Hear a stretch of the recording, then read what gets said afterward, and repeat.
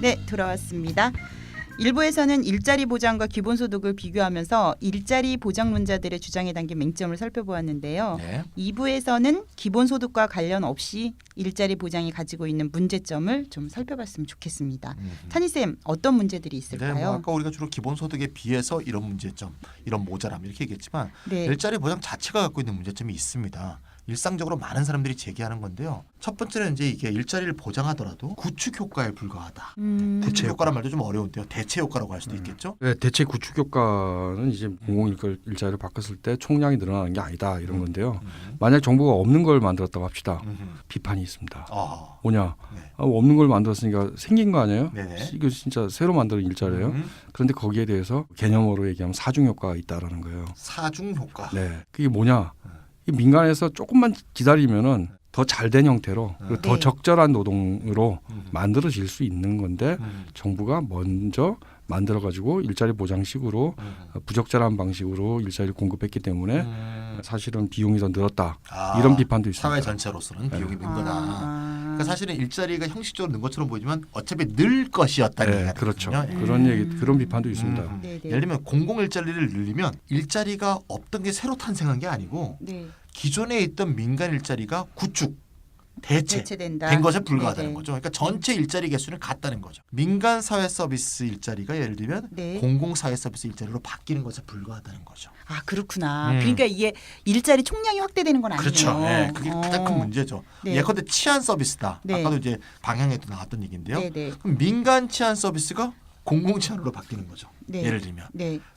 유치원이다. 그럼 네. 민간 유치원이 공공 유치원으로 바뀌는 거죠. 네네. 그러니까 일자리 증가 효과는 없어요. 그러니까 이게 뭐 의미 없다는 건 아니에요. 네. 거기서 일하는 노동자의 처우는 좀 개선될 수 있고요. 네. 서비스 받는 시민의 비용이 줄어들 수도 있어요. 네네. 근데 그거는 당연히 좋은 거고 무조건 나쁘다는 건 아니에요. 근데 네네. 애초에 목적하고 있는 거 일자리 증가에는 보탬이 안 된다는 그러니까 그 문제가 있는 거죠. 일자리 보장론자들이 주장하는 그런 뭐 일자리 창출 효과나 이런 건 없는 거라고 그렇죠. 보는 네, 그런 거잖아요. 면이죠. 예. 예. 또 어떤 문제점이 있단 말이죠. 이런 네. 문제가 있을 수 있는데요. 애초에 공공 일자리로 이제 만들어지는 게 네. 민간에서는 사업하기 어려워서 네. 민간에서 공급하기 어려워서 공공 일자리로 돌려지는 경우도 있습니다. 근데 보통 그런 일자리는 보통 생산성이 좀 낮죠. 네. 생산성이 없을 수도 있습니다. 심지어. 네. 그래서 결과적으로 일자리의 질이 나쁜 일자리가 될 가능성이 좀 크지 않은가. 시혜성 일자리로 낙인 찍힐 가능성이 매우 높다. 아까도 우리가 나왔지만 옛날에 취로 사업 같은 네. 그런 식의 위상이 될 수도 있고요. 그런 일을 하는 사람은 네. 아까 그 내재적 가치 자꾸 말씀하시던데 일자리 네, 네, 보장론자들이 네. 동기부여나 어떤 자존심, 자긍심을 높여주기보다는 네. 좌절감과 실망감을 더 높여줄 수 있는. 네. 네. 너 일 뭐하니? 그러면 뭐뭐 일하는데 그거 하냐?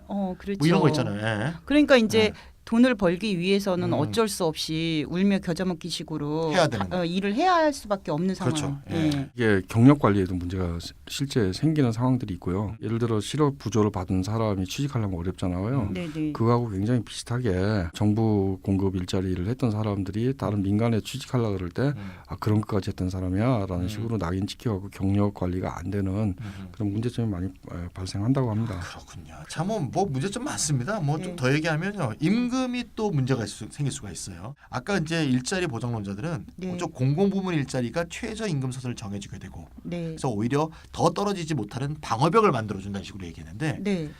꼭 그렇게 될 수 있느냐. 오히려 공공부문 일자리에서 설정한 그 임금 수준에 민간 일자리 임금 수준이 이렇게 하향 조정될 가능성도 매우 높다. 저는 그럴 가능성이 더 높을 예. 거라고 봐요. 특히 실업이 커지고 네. 재정 압박이 심해지면 네. 일자리 보장하는 그 보장 그 영역에서의 그 네. 분야에서 임금이 점점 더 낮아질 거란 말입니다. 네. 네. 재정 여력이 낮아질수록 또 실업이 많아질수록 네. 네. 그렇겠죠? 그러면 그럴수록 더 임금 하향 압박, 임금 하방 압박이 좀 더 커지지 않을까. 맞습니다. 네. 그러니까 현재 임금 체제에서는 최저임금 제도잖아요. 네. 그건 지불하는 주체가 기업이에요. 그러니까요. 그러니까 정부는 뭐 이렇게 해라 그렇게 하면 됩니다. 그러니까요. 그래서 네. 심지어는 한계 기업 정리할 때 쓸 수 있어요. 그러네요. 네. 근데 만약에 공공일자리가 네. 임금 최저선이 된다. 네. 그건 최저임금하고 다른 최저임금과 거니까. 다르죠. 국가가 지불해야 돼요. 그렇죠. 그럼 네. 세금으로 지불해야 네. 되는데 재정적 여력이 좋지 않다. 음흠. 그럴 때는 낮은 임금을 지급하게 될 거고 네. 거꾸로 이 낮은 임금을 지급하는 공공일자이기 때문에 민간 부분의 임금도 떨어질 가능성이 있는 거죠. 그러네요. 아. 네. 자, 마지막으로는 말이죠. 이게 네. 지금 아까 좀 전에 이제 마돈님도 얘기했는데 네. 어차피 실업 상태니까 네. 정부가 일자리 줬을 때 이거 안 할 수 없는 상황이란 말이에요. 우리가 요새 뭐 적극적 노동시장 정책 요새 굉장히 많이 쓰는 말이죠. 잠깐 설명하면 말이죠. 네. 소극적 노동시장 정책이 실업 급여를 주는 거예요. 네. 실업자가 생겼으니까 먹고 살게 해주는 거. 음. 근데 적극적 노동시장 정책은 이제 실업자의 취업을 도모하는 정책이거든요.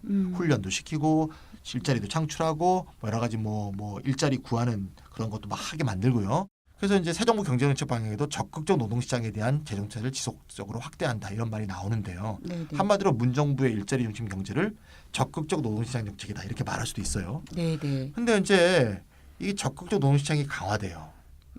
그리고 실업자에 대해서 공적 부조가 축소되거나 폐지된다. 네. 네. 이렇게 되면 어떤 상황이 됐을까 한번 상상해 보세요. 어. 물론 뭐 자기가 모아놔서 실업 보험으로 받는 거 이거는 계속 네, 네, 있겠지만 네. 예. 세금으로 주는 실업 부조는 없어질 거란 말입니다. 어. 그러면 이제 실업 상태에서 네. 네. 실업에 대한 공적 부조가 축소되거나 폐지되면 정부가 일자리를 줬을 때 그걸 네. 안 할 수가 없는 거잖아요. 그렇죠. 네. 아니 실은 실업급여 받으면서 네. 자기 적성에 맞는 다른 직장들을 찾을 수 있어야 되는 기간이 좀 필요할 텐데 네네. 이런 경우에는 음. 무조건 정부가 제공하는 네, 일자리로 갈 수밖에 없는 그렇죠. 상황이잖아요. 사회보험 형태 실업급여는 남겠지만 네. 조세에 기초한 실업보조는 폐지돼 버리니까 네, 네. 정부가 창출한 일자리에 참여하지 않으면 네. 먹고 살 수 없게 되는 상황이 되는 거죠. 그러니까요. 따라서 결국 이거는 사실 명시적으로는 강요하지 않지만 네. 사실상 일자리를 받아서 일하라는 일자리 죄수를 강제하는 게 아니냐. 네, 네. 일자리 수인을 강제하는 거 아니냐. 어. 말하자면 좀 심하게 말하면 정부가 주도하는 강제 노동 정책이다. 네, 네. 이렇게 말할 수도 있다고 봅니다. 심하지 않아요. 심하지 제가 않나요? 들었을 네. 때는 네. 예. 심하다고 보는 분들도 있을 것 같아서 강제노동으로 여겨집니다. 비유적 표현이니까 아우슈비츠처럼 강제노동 시킨다 그런 의미는 아닙니다. 경제학적인 의미에서 그런 네, 것에 네. 해당한다는 의미입니다. 최근에 어떤 책을 봤더니 네. 20세기에 유럽에 두 개의 노동운동 세력이 있었다고 해요. 네. 그런데 한 세력이 일관되게 임금 인상을 요구를 했고 네. 또 다른 한 세력은 일관되게 노동시간 단축을 요구했다고 써 있더라고요. 네, 네. 제가 생각하기에는 둘 다 중요한데 둘다 중요하긴 하죠. 성장이 한계에 봉착한 21세기의 선진 산업국에서 드는 느낌은 임금 노동을 좀 덜 할 자유, 네, 네. 원하지 않는 노동을 하지 않을 자유가 좀 소중한 거 아닌가 이런 생각을 하게 네, 되거든요. 네, 맞습니다. 네. 그래서 찬희쌤이 일자리 보장 프로그램이 일종의 일자리 죄수다, 뭐 강제 노동이다 이렇게 말씀을 하셨는데 이게 저는 동의가 돼요. 가슴에 네. 팍 와닿습니다. 잘 얘기했습니까? 네네. 네. 그 찬희쌤이 가져오신 새 정부 경제정책 네, 방향을 여기 지금 들춰보다 갖고 왔죠, 보니까 여기? 네네. EITC 지속 확대 등을 통해 소득 분배를 OECD 평균 수준으로 개선한다 이렇게 써 있는데요. 네, 모르면 읽지도 못해요. 예. 아이, 뭐 그러니까요. 알아야 돼요. 예. 이건 또 뭐예요? 예, 이거 예. EITC 이게 근로장려 세제라고 하는데요. 네. 영어로는 Earned Income Tax Credit. 영어로 해도 어렵다. 아, 어렵다. 한국말 더 쉽습니다. 근로를 장려하는 세금 제도입니다. 네. 하지만 미국의 대표적인 정책이에요. 어허. 미국의 대표적인 저소득층 복지 제도입니다. 네. 그러니까 가구의 소득하고 가구 수등을 고려해서 특히 부양 아동의 개수를 많이 이제 중요합니다. 네네. 그래서 세금 환급의 형태로 네. 근로장려금을 지원하는 제도예요. 우리나라도 있잖아요. 예, 있습니다. 예, 예. 근로장려금 네, 있죠. 맞습니다. 예. 노동을 하고 있음에도 빈곤한 네. 워킹 푸어, 즉 네, 네. 근로 빈곤층의 실질 소득을 높이기 위한 방안입니다. 한국에서는 이제 2009년에 처음 실시되기 시작했고요. 네, 저도 받았어요. 아 그래요? 네. 네. 근로장려금이라고 네. 부르죠 우리나라는. 네. 이제 문재인 정부가 이걸 이제 확대하겠다. 지금 이렇게 얘기하고 있고요. 받아보신 분은 잘 아시겠지만 이제 국민기초생활보장법에 따른 수급자는 일을 해서 소득이 생기게 되면 일단 깎이고 그렇죠. 또 어느 이상으로 소득이 생기면 아예 못 받고 이렇게 되잖아요. 그렇죠. 예, 네. 그래서 결국 실업을 조장하는 면이 있죠. 이런 수급자는 실업에 덫에 빠져 있다. 실업에 덫에 빠지게 한다. 오히려 네. 일을 계속 안 하게 만든다. 이렇게 그렇죠. 얘기하잖아요. 예. 다른 한편 이제 사회보험 같은 거는 자기가 부어야 되잖아요. 그렇죠. 부을 돈이 없으면 나중에 네. 사회보험 탈 돈도 없게 되는 거죠. 네, 네, 맞아요. 그래서 또 조금 붙게 되면 별로 쥐꼬리만큼 돼서 도움도 안 되고. 네, 네. 그래서 결국 이 두 개가 사실은 사회복지도의 양대 축이잖아요. 공공부조와 사회보험. 사회보험, 네. 근데 이 두 개로 안 되는 사각지대가 존재하니까 네. 근로장려금이라는 게 생긴 거죠. 그래서 보너스 이제 받는 기분이더라고요. 그렇죠. 그래서 일을 해도 받으니까 네. 근로의욕도 고취해서 근로장려세라고 하는 거죠. 네. 또 소득 재분배 효과도 당연히 좀 있을 거고요. 네. 그래서 기초생활보장제도에 비해서는 EITC가 근로에 참여하면 할수록 네. 소득지원금이 늘어나는 장점을 가지고 있다고 일반적으로 평가되고 있습니다. 그러니까 우리 사회도 네. 다양한 복지제도가 지금 도입되고 있다. 정말 하는- 맞습니다. 예. 네. 저는 사회복지학과가 이 다양한 복지제도 때문에 먹고 사는 것 같아요. 거기에 맞아요. 관계된 사람들이 얼마나 많습니까?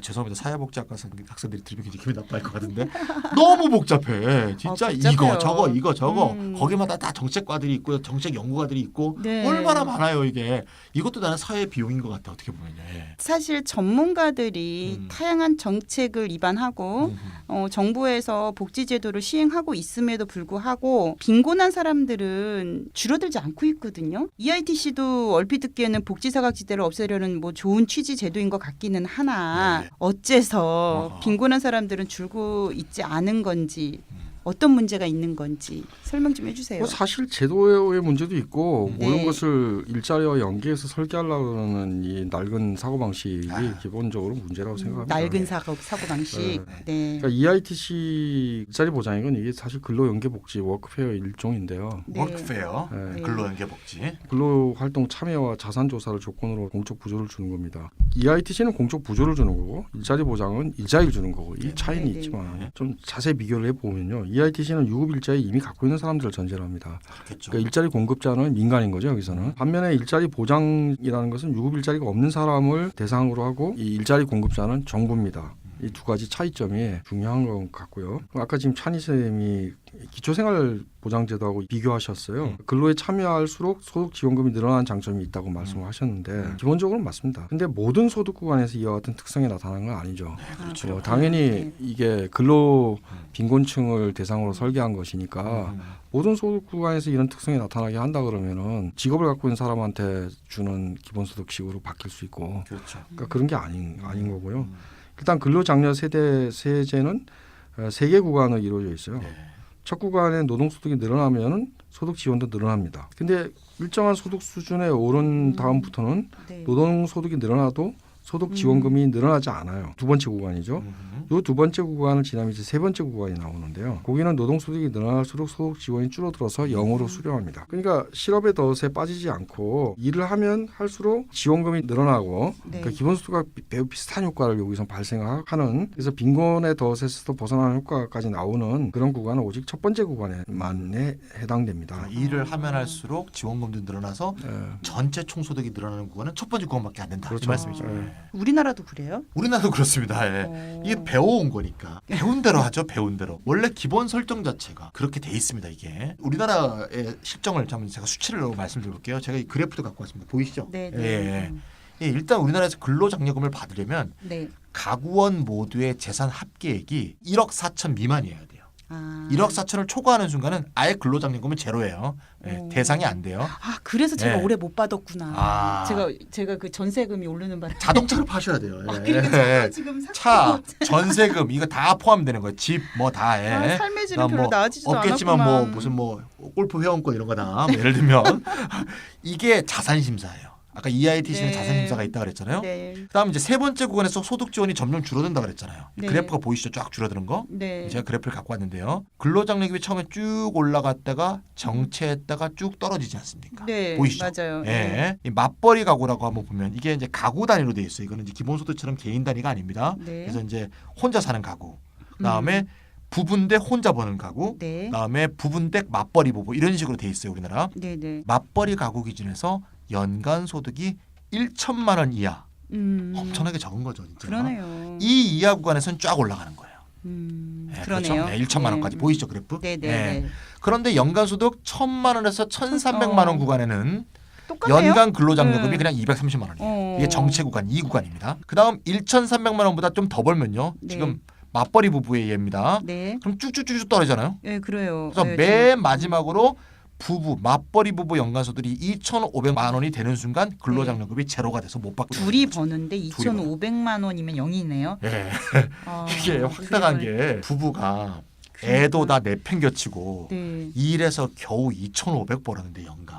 그러니까 이게 빈곤을 벗어난 거냐고 이게. 근데 이건 빵이 돼요. EITC가. 그러네요. 사실 이게 빈곤에서 해소하지 못한다고 우리가 늘 얘기하는 건데 애가 둘이 있어서 4인 가구를 한번 해봅시다. 네. 4인 가구가 정부가 고시한 4인 가구 중위소득이 네. 2018년 기준으로 5,400만 원이에요. 네, 네. 중위소득. 중위소득. 중위소득이. 네. 1인당 국민소득은 4인 가구면 1억 3천이에요. 1인당 국민소득은 우리나라 평균 아닙니까? 그렇죠. 4인이면 27,000불 정도거든요. 네. 계산하면요. 연간 1억 3천이에요. 평균은 네. 훨씬 못 미친다. 네, 중위소득이. 평균도 아니고 중위소득도 5,400인데 네, 네. 연간 2,500이면 중위소득에서의 50%도 안 돼요. 그러니까요. 중위소득의 50%도 안 되는 걸 차상위 계층이라고 하잖아요. 초상위 계층의 빈곤 상태를 못 벗어나는데 EITC는 중단되도록 설계해 내 있는 거예요. 아, 그러니까 EITC가 뭐 빚 좋은 개살구죠. 그러네요. 받는 사람은 좋지만 네, 네. 실제로 빈곤 해결에 도움이 안 된다는 거죠. 제일 EITC를 많이 주는 구간에 있다고 봅시다. 이게 두 번째 네. 구간이에요. 네. 얼마 주죠? 맞벌이 부부인 경우 230만 원, 연간 230이 제일 많이 주는 거예요. 네. 그래 봤자 1,300만 원 소득에다가 230 130만 더하면 연간 1,530만 원이에요. 그러니까요. 제일 그거네. 근로장려금을 많이 받아도 네. 맞벌이 부부 1,530만 원인데 어. 이게 빈곤을 당연히 벗어날 수가 없죠. 이게 EITC의 근본적 한계입니다. 그럼 역시 대안은 우리가 이야기하듯이 기본소득이겠죠. 네, 맞습니다. EITC를 소득 지원이 늘어나는 구간, 정체 구간 그리고 점감 구간 네, 설계를 네. 좀 달리할 수는 있겠죠. 근데 기본소득과 비교하면은 사실은 기본소득이 훨씬 더 빈곤도시나 실업의 더 문제를 잘 해결한다고 얘기를 할 수 있습니다. 그렇죠. 왜 그러냐면 일단 소득 최저선을 모든 사람한테 제공하잖아요. 일을 하건 말건. 네, 네. 그런 다음에 그 이상의 소득에 대해서는 개별 노동 여부에 따라서 일하면 일할 만큼 늘어나도록 설계되어 있는 제도가 기본소득 제도거든요. 네. 그러니까 이 문제에 있어서 이 문제, 그러니까 실업덧 또는 빈곤덧 여기서는 근로장려 세대보다 훨씬 더 간명하고 효과적이다고 말씀드릴 수 있습니다. 그리고 이 효과는 근로저소득층뿐만 아니라 모든 사람에게 대해서 보편적인 효과를 발휘한다는 게 장점이겠죠. 네, 근데 근로장려 세제는 굉장히 저임금 노동에 대해서 비관적인 이 세계관을 가지고 있는 거예요. 그렇죠. 저임금 노동하는 건 놔두고 오히려 저임금 노동을 경제적 유인으로 제도화하는 그러네요. 효과가 있다는 겁니다. 네. 맞아요. 저임금 노동하는 사람들한테만 네. 이 소득 주는 거니까. 지원금을 주는 거잖아요. 그러니까 저임금 구조를 바꾸려고 하는 게 아니라 그렇죠. 그렇죠. 네. 무슨 뭐 반창고 붙이듯이 네. 살짝 230만 원 붙여주는 거죠. 예. 그러니까 뭐 임금 노동을 열심히 하는데도 생계 수준 소득을 못 얻는 근로빈곤층은 어차피 있을 수밖에 없다라는 아주 비관적이고 염세적인 가치관 가지고 있는 제도다 예. 이렇게 얘기할 수 있어요. 차라리 이거보다는 그냥 저임금을 해소하는 최저임금을 인상하자라는 게 훨씬 더 노동시장 개선에 대해서 훨씬 더 나은 제도라고 저는 생각하고요. 그러네요. 다만 이제 최저임금은 저임금 노동을 없애는 것 정도에만 그 효과가 한정돼 있다 그러면은 네. 기본소득이라는 것은 저임금 해소만이 아니라 모든 인구에게 이 임금 최저선이 아니라 소득 최저선을 보장함으로써 네, 소득을 직접적으로 이전시킴으로써 네네. 훨씬 더 큰 효과를 발휘할 수 있다고 생각합니다. 제가 요새 이 기본소득 강의를 좀 많이 하니까요. 네, 네. 이런 질문을 많이 하더라고요. 지금 소득 최저에서 말씀하셨잖아요. 그러면 네. 이 실감을 못하는 사람들이 많아요. 그런 거 많이 물어요. 그러면 보통 이제 지금 짜고 있는 어떤 플랜에 따르면 한 사람 얼마 받아요? 그러면 이제 한 180종 정도의 예산이면 네. 1인당 30만 원 월 줄 수 있습니다. 그러면 네. 다들 에게 그래요. 그래서 내가 다시 계산해줘요. 네. 1인당 30만 원이면 연간 360인데요. 그러니까 오 많이 주네요. 4인 네. 가족이면 1,400이에요. 지금 근로장려세 제일 많이 주는 게 230인데 연간. 그러니까. 그러면 갑자기 플러스 1,400이 돼 우리 집에? 그러면서 갑자기 좋네요. 30이 낮은 수준의 기본소득이거든요. 그렇죠. 그런데도 네, 그 맞아요. 정도의 효과가 있으니까 기존의 우리 선별복지하고 비교해 볼 때 얼마나 큰 소득 개선 효과가 있는지 느낌이 아마 딱 오실 거예요. 청취자분들은. 자, 이제 슬슬 마무리할 때가 온 것 같은데요. 네. 슈퍼바이저님이 좀 마지막으로 일자리 보장과 기본소득을 비교해서 총 정리를 좀 해주시죠. 총정리. 네, 진짜 많은 얘기를 한 것 같은데 네. 일단 일자리 보장론이 굉장히 중요하게 강조하고 있는 네. 자신들의 어떤 그 장점이라고 얘기하는 거시경제적 안정성 이 문제하고 관련해 정리를 할 필요가 있을 것 같아요. 거시경제 안정성이란 결국은 사전적으로 조정을 한다는 것인데 이 사전적 조정 문제에 있어서 기본소득과 일자리 보장을 좀 비교를 하면서 특히 기본소득이 탈상품화 문제에 있어서 훨씬 더 많은 사전적 조정 장치를 갖고 있다 말씀 좀 드리겠습니다. 시장이 실패를 하니까 정부가 일자리를 제공하는 거죠. 실업이 없다. 그럼 뭐 일자리를 만들 필요가 없을 텐데 그래요. 그러니까 결국은 이 사전적 조정을 노동시장에 대해서 도입하는 거예요. 그러네요. 근데 원래 노동시장의 사전적 조정은 이미 있었어요. 일자리 보장 정책 이전에도. 예를 들어 북유럽이라든지 중부유럽 국가에서도 산별 코디네이션이라는 게 있죠. 협약임금 제도. 네. 이것은 시장에서 임금을 결정하는 게 아니고요. 노사정 네. 혹은 노사가 결정하는 거 아닙니까? 산업별로 또는 최저임금 제도. 이건 미국에서 출발한 제도이지만 네. 이게 다 사전에 비시장적으로 결정되는 임금에 대한 사전적 조정입니다. 산별 코디네이션이 많이 발전한 스웨덴 같은 데서는 생산량까지도 네. 뭐 소비자가 들어가서 같이 결정한다든지 뭐 아, 이런 그래요? 식으로까지 발전해 있습니다. 그리고 우리가 굉장히 잘 아는 소비에트 사회주의 있잖아요. 네. 이게 사전 조정의 극치죠. 전일적인 사전 조정이죠. 고스플란이라는 경제 국토를 넓지 인구도 굉장히 많죠. 이 전체에 대해서 아주 전일적으로 사전에 조정하는 게 아니라 아예 계획했죠. 예, 그러니까 양과 액수를 다 정하는 다 거죠. 정했죠. 네, 할당량이 다 있는 거죠. 그러니까 사실은 시장에 대한 사전 조정이라는 거는 20세기에 굉장히 예가 많이 있습니다. 그런데 이제 일자리 보장이라는 거는 노동 상품 가격, 그러니까 임금에 대한 사전 조정이 아니고 네. 노동 수요, 일자리 자체를 사전 조정한다는 게 이게 특징적인 겁니다. 그러니까 노동 수요, 그러니까 일자리의 개수를 미리 사전 조정하니까 네. 생산에 대해서 사전 조정을 하게 되는 거고 분배 교환을 포함한 경제 전 과정에 대해서 일정한 사전 조정의 특징이 등장한다라는 거예요. 뭐 쉽게 얘기하면 국가 부문이 굉장히 증대한다는 겁니다. 국가가 커지죠. 예. 국가가 커지는 겁니다. 물론 소련만큼 커지는 건 아니겠지만 말입니다. 근데 제가 말씀드릴 수 있는 거는 네. 이게 전부 일자리를 가지고 일자리의 공급을 가지고 경제를 사전 조정하는 거 아니에요. 네. 그러니까 노동력의 탈상품화하고는 이건 무관한 얘기라는 겁니다. 네. 유급 노동, 임금 노동을 공급하는 임금 노동 일자리를 공급하는 방식이죠. 그거밖에 없죠. 그거밖에 없어요. 그러니까 일자리 보장 정책의 목표는 유급 노동에 입각한 안정고용이에요. 거꾸로 유급 노동이 얼마만큼 분배를 받아가고 네. 또는 탈상품화될 수 있으며 네. 또는 노동하지 않아도 분배받는 탈노동화된 분배목 이런 것을 사전적으로 조정하는 것은 아니다는 겁니다. 관심도 없죠. 그런 관심도 거는. 없죠. 예, 노동력의 상품화에만 관심이 있죠. 임금으로 분해가 되면은 네. 네. 그것은 GDP에 반영이 된다. 네. 그러니까 GDP 지표로 확실히 맹신하는 그게 네. 뭐 경제의 모든 것을 보여준다고 생각하는 20세기적인 사고방식이라고 저는 생각을 하고요. 네. 어쨌든 기본소득은 어떠냐? 기본소득이란 아시다시피 유급노동 밖에서 소득 원천을 도입하는 거잖아요. 네. 네. 일 안 해도 돈을 주는 거니까. 네. 그 효과는 유급노동의 시간이 줄어들 수 있고요. 네. 또 탈상품화된 비노동 시간, 뭐 여가 시간까지 포함해서 늘어나게 되는 거죠. 그렇죠. 그리고 그 성격으로 보면은 기본소득이라는 게 사회적 부를 선분배하는 거잖아요. 네. 선분배되는 만큼 유급 노동 시간을 줄일 수 있다라는 겁니다. 결국은 이제 사회적 시간을 재분배하는 분배 정치라고 말을 할 수 있는데 정치. 시간이라는 측면에서만 보면 네. 어쨌건 이 기본소득 지급 수준이 노동 시간에 대해서 역수로 작용을 할 거고요. 네. 그리고 유급 노동에 근거한 생산 교환 분배 경제 전체에 대해서 사전적인 조정 기능을 가질 겁니다. 뭐 이게 복잡하게 말한 것 같은데 좀 쉽게 예를 들어 볼까요? 아까 30만 원을 말씀하셨는데 그건 한 10% 됩니다. GDP에 그죠? 네. 한국을 기준으로 하면 그렇죠. GDP의 25%를 그냥 기본소득으로 나눠준다고 합시다. 그러면은 이미 사전적 조정으로 탈상품화 탈노동화된 규모가 25%인 겁니다. 그렇죠. 어, 사전 네. 조정이 딱 되네요. 된 거죠. 네네. 그래서 기본소득 도입 전과 비교하면은 25%만큼 유급 노동 시간이 줄은 거고요. 25%의 분배목만큼 상품화 위험에 놓여 있는 다양한 활동들, 가족 돌봄, 재생산, 공동체 활동, 디지털 참여, 네. 정치 참여 등 여러 가지 다양한 활동들이 비상품적으로 자유노동 활동으로 존속할 수 있도록 우리가 보장해 주는 겁니다. 이 말씀 들으니까 그 네. 생각나. 제가 어제 페북에도 올렸는데 네. 소설을 썼다 그랬잖아요. 네. 소설을 그걸 쓰셨어요. 보장을 받는 거죠. 네. 그러니까 어제 소설을 쓰면서 무슨 생각이 네. 들었냐면 무급 노동을 하신 건데 예, 제가 유급 노동을 위해서 밤을 새라고 하면 너무 힘들잖아요. 그런데 이게 무급 노동이잖아요. 밤을 새는데도 되게 신나고 뭔가 살아있는 것 같고 이런 생각이 들었거든요. 깨어 있을 때 그러니까 좀 네. 노동을 덜 해도 된다면 네네. 당연히 밤을 안 새도 되는 거죠. 네. 예, 그렇죠. 그러니까 예. 원고료를 못 받으시면은 그것은 네. GDP 증가하고 아무 아무 관계가 없어요. 자, 이 유급 노동, 유급 고용과 무관한 분배 몫을 사전에 결정한다. 네. 바로 이 지점이 굉장히 중요한데요.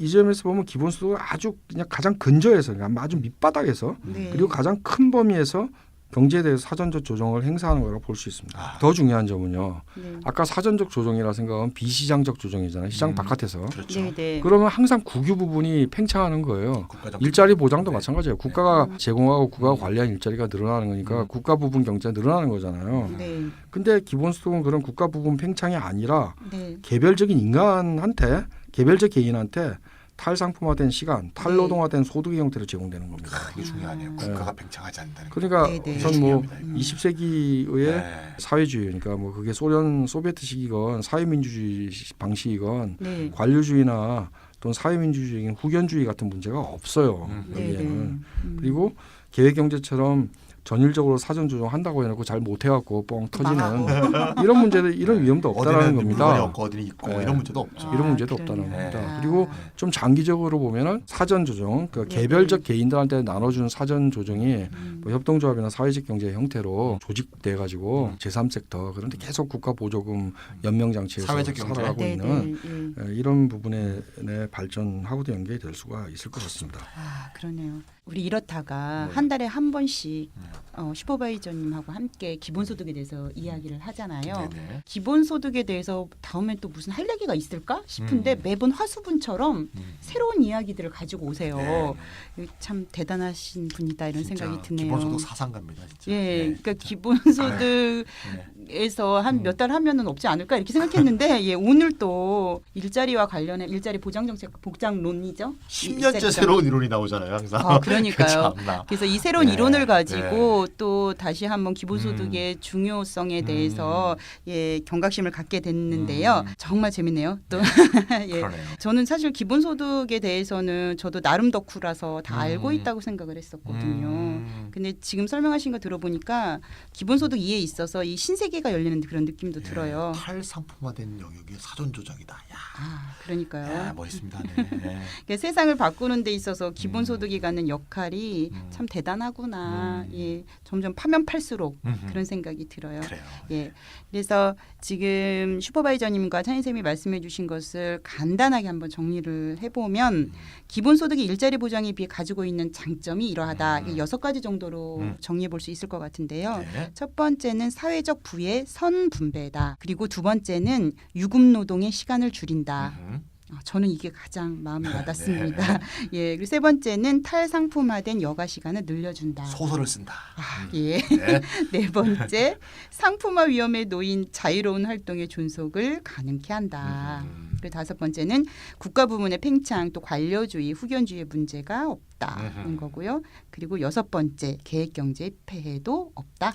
이렇게 좋습니다. 정리할 수 있을 것 네. 같습니다. 오늘 기본소득에 대한 이해가 또 한 차원 높아져서 예, 성장한 기분이 들고 네, 기분이 네. 좋네요. 네. 예, 일자리 보장이라는 포스트 케인스 학파이의 정책을 중심으로 살펴본 이렇다 72회 이것으로 마치도록 하겠습니다. 네, 안녕히 다음에 계세요. 뵙겠습니다. 예. 네, 다음에 뵙겠습니다.